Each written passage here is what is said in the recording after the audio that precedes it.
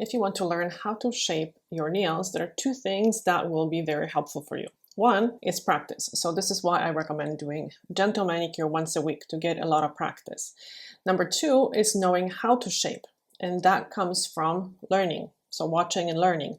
And as nail technicians, we often shadow, so watch other nail technicians as much as we can, and this is how we learn. So watching videos like this in real time will help you, and bit by bit, you will pick up similar movements. So here's how I shape one of my clients' nails for this manicure, and you can find a full video of this manicure on Patreon. Thank you so much for watching.